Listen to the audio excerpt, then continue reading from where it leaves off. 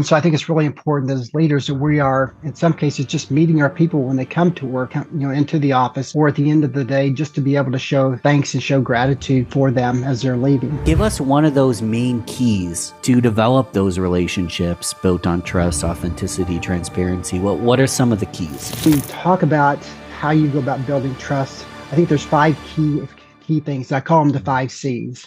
You have really commitment to your mission, vision, values of the organization, commitment to your people, things that are most important to you. When you don't have the engagement, you're not getting from your people, you're not getting the most value from them. Really building strong relationship with your people by being transparent, authentic, and available leads to an asset which has immeasurable value called trust. You're listening to the Real Business Connections Network. Real Business Connections Network. Powered by Balbert Marketing, LLC. Subscribe now and check us out at realbusinessconnections.com. Enjoy the show. Welcome everyone once again to 15-Minute Friday.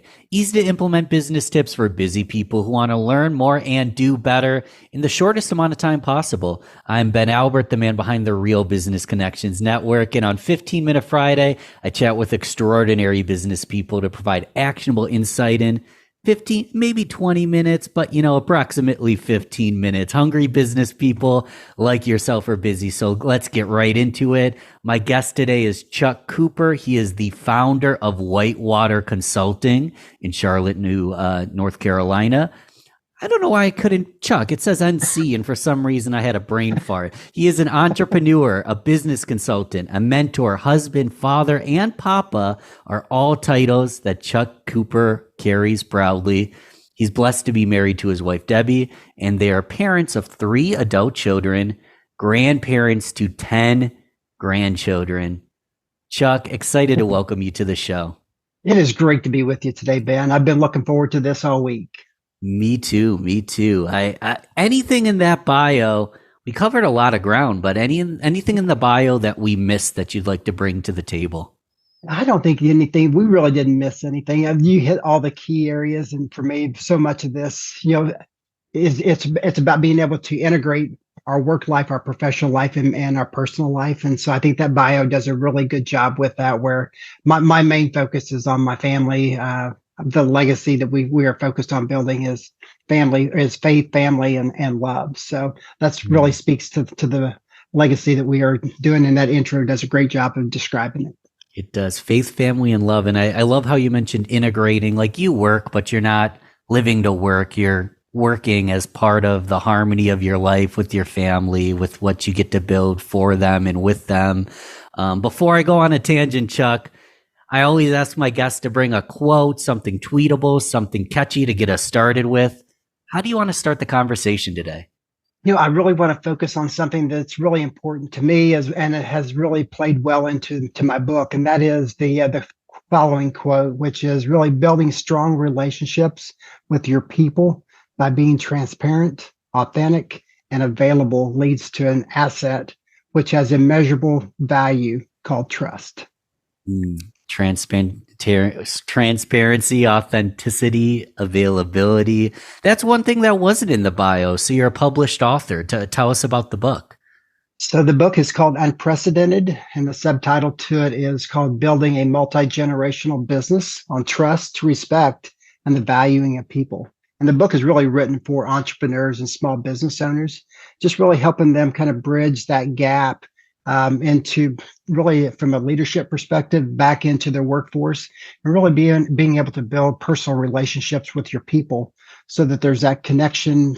And really that's, when you look at your business, the most valuable asset you have are your people. So I'm just trying to help leaders be able to bridge that gap back to their people and really be able to connect so they can have a more profitable and a more sustainable business for the long term. We all want profitability. And I joke all the time, Chuck, people who are like, I pulled myself up from my bootstraps.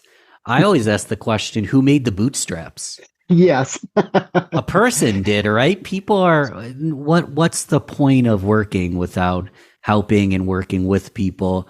So we already have a bunch of buzzwords: authenticity, transparency, trust. What would you like to focus on? What give us one of those main keys to develop those relationships built on trust, authenticity, transparency? What are some of the keys? I think particularly from a business owner, from a leader perspective, really being able to just be, I think, for example, as a business owner, just showing up and being with your people during the day.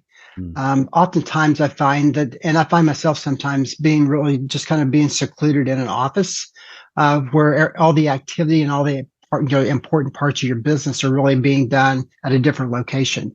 And so I think it's really important as leaders that we are, in some cases, just meeting our people when they come to work, into the office, or at the end of the day, just to be able to show thanks and show gratitude for them as they're leaving. And so I think that, when you talk about how you go about building trust, I think there's 5 key things. I call them the 5 C's. Love it. And first is really it's really commitment. So you have really commitment to your mission, vision, values of the organization, commitment to your people, things that are most important to you. Second is really being able to connect with your people, and how we connect oftentimes means we're having to spend time with them, just like we would with family. Or with our significant other. To develop and deepen that relationship, we have to spend time with them.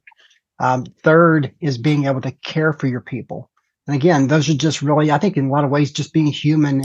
And that's where the key phrase that I use a lot right now is, from a leadership perspective, is literally being human with our people and admitting that we don't have all of our stuff together. We need help. We're seeking input from our people, our employees, from our leadership and our management team. And then, next is really being able to remain curious. We always want to be a student. So we're always asking questions. We're always gathering information so we can make the best decisions for the organization. I think that's a pretty good list right there of things that we can really focus on just to help build that trust back with our people. The 5th C, I forgot there's one called communication. I was writing them down. I was like, there's one more, right? Yes, communication. And communication is really the 1 C that really binds everything else, the other 4 C's together. And so the way that we communicate, again, communicating with transparency and with being authentic is really important to developing trust, showing respect, and really leads into the valuing of our people. So that's really kind of what my cornerstones are for the work that we do with our clients right now. I love the big 5. I wrote them down: commitment, connection, care, curious, communication, which binds them all. You work with a lot of organizations, really big and some smaller ones. What's it look like when you go in and possibly these 5 C's aren't at work the way they're supposed to be? What does that look like? And then the follow-up's going to be, what can you do to change that? And what are the results when you start implementing these the right way? Yeah, I think of I've got a couple of clients that come to mind right away when we talk about what does it look like when you don't have those. And in many cases, there is, for example, you have high turnover in some organizations. You're not able to attract and retain your high performing employees. You've got just a lot of stress in between the different departments within companies. You've got just real lack of trust, and you got a lack of engagement. And I think that's really one of the key areas right now that we're seeing a great deal of, is the lack of the level of engagement that our employees have with the work they do remains really at an all-time low. And so those are, when you don't have the engagement, you're not getting from your people, you're not getting the most value from them. So they're not able to be at their best when they come to work, and they're not as engaged, so they're not as productive as they could be, which means you're leaving a lot of dollars on the table. Yeah, we need to talk more about that, Chuck. You said engagement at an all-time low. I have to bring it up. What can we do specifically to raise engagement? Again, I think the level of engagement, the only way that we are going to be able to improve that means we have to change the way that we lead. And so it really is incumbent on a leader to change, again, the way that they are the way that they have operated as a business for, in many cases, for decades, or in some cases, just as a matter of, just in the last handful of years. But really, since the pandemic, so much has changed in that area. But the level of engagement really has not. You can go back to studies all the way back to the 90s and the early 2000s, and that level of engagement typically is going to run at about a third of your workforce, meaning that you've got, and based on those same studies, you've got over 50% of your workforce that are disengaged employees. They're literally showing up, they're doing the minimum expectations, and they are basically, they're collecting their paycheck, but they're doing just enough just to get by. Whereas another small group of employees that's roughly about a third is they're showing up. They are maximizing their level of production. They are passionate about the work that they do, and they also, when they leave at the end of the day, they feel good about the work that they've done. So the way that we can start to fix and address some of those issues, though, really does go back to the 5 C's. And it's just a way that we connect with our teams. It also has to do with the way that our managers within the companies, with the way that they are essentially managing and leading their teams as well. And what we've seen that has made the biggest impact, if you have a manager that has a team of, say, 10 people, we have always used the model of, I'm going to manage the entire team, one, as we're going to do it all. So if you got 10 people, we're managing everybody exactly the same way. And to be able to change that, we have to, in some cases, shrink the size of our team so that we can have more of a one-to-one connection with our people. So we can actually know who they are, how they're wired, and know when we can push and when we need to back off to be able to, get the most production from them. And also understand, from a personal side, when they have extra capacity, how we can best communicate with them, how we can best encourage them, at the same time come along the other side and help to coach them more effectively as well. So I think that it really does come back to that leadership from the C-suite, and then driving that down through the organization, through their managers, to their frontline people. Yes, the leadership communicating, and it's the square peg round hole. The square peg will fit in a square hole, but there could be triangles, there could be octagons, there could be shapes we don't even have named yet. And if we don't give them that one-to-one attention, we'll never quite understand how to lead them, right? Exactly. And I think that's what, one of the key parts of being a leader is developing future leaders. And I think that's something that we have, in some cases, we've outsourced that to other consultants and to other, types of really outside of the consultants. We've tried to use other means to be able to develop that leader. And we have to take ownership of that ourselves and do that, because we are the ones as the business owner. We're the ones that knows the culture of our organization. We know what we need our people to be able to do, and we need to be able to pass that on to the next generation so that your business can remain sustainable for the future. Yeah, and we already talked about it. It's what makes it profitable, right? Like, there is financial incentive to take care of people beyond the fact it'll make your heart feel good. It'll help your business grow. Absolutely. And the big question we have today is it people or is it profit? And the reality is, from my perspective, you have to have both. Yeah, it's people and profit to be able to go together for a long-term sustainable company. Yeah, it's Javon McCormick, who's been on the show, talks about how, people talk about process, profit, people. It's like, well, who's going to create the process? The people. Exactly. So, and you can have the greatest technology in the world, but again, you still have to have the people to support, the technology at the end of the day. It's just like Chat GPT today. It does amazing things, lots of capability, but in most cases, you still have to have people on the other end of that to really be able to deliver and to really make that information it provides impactful to your company. Couldn't agree more. Anyone listening, the listener, I'm talking to you, grab your pen and pencil, your pen and pencil. Wow, that's a real go-getter. Your pen and paper.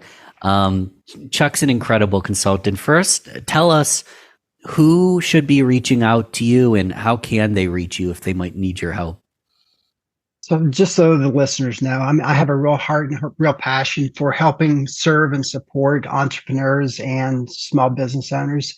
So, the reality is if you are just in a place where you are just beginning to hire people, please feel free to reach out, because oftentimes there's a lot of questions that come around, at that stage in your business life, whether or not it's the right time to hire people, what's the right processes, maybe best practices to implement as I go through that process.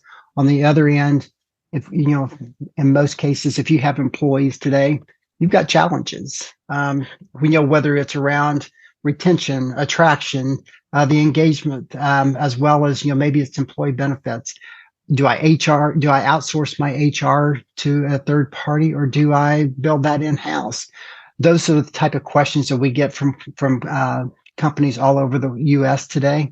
And it's a privilege for me to be able to take 30 minutes, speak to them on the phone, understand what their needs are, give them some guidance on how they can solve that problem. Or if I can't do that, I'm happy to connect them with people in their area that can help with that, solution. So, please feel free to reach out. I'm available on social media, on LinkedIn, as well as my website is whitewaterconsulting.net. And that'll be easily clickable in the show notes. Integration assignment, because what's the point in, infotainment, just listening to this and not actually taking action? Yeah, granted, actually, I'm okay if you listen. You're still my listener. But I'd love for you to take action. Give us an assignment that we can integrate some of the things we've learned today, Chuck. I think the one thing, particularly since the pandemic, and so many of our businesses have changed in a lot of different ways since then. But I think the two things that I would highly recommend. One is go back and revisit your mission, vision, values. Make sure that those statements are still accurate today. And if they need to be updated, take the time to work through that and evaluate and make those adjustments. The second thing is, I think, and this is where I'm seeing a huge disconnect. Whenever we talk to business owners, we ask them about how important culture is to their organization on a scale of 1 to 5. Oftentimes I'm hearing 4 or 5. I've had business owners say an 8 or a 10. It's really that important to them. But then when you ask that question, well, tell me about your strategic plan that you have to develop and push that important part of your business, how you go about, developing that over the next 12 months. Tell me about your plan you have to do that. And I would say 9 times out of 10, probably 10 times out of 10, they have nothing in place at all. So my one homework assignment would be sit down and think about what you want your culture to be like 12 months from now, and build a plan on what you need to work on either on a monthly basis or quarterly to be able to accomplish that goal. Love it. And Chuck, WhiteWater Consulting, he can help you if you have any comments or questions. Thanks again for coming on the show. It's always a pleasure to chat with you. I've enjoyed it, and I hope the listeners gain value from it. And Ben, it's been great to be with you today. Thanks, Chuck.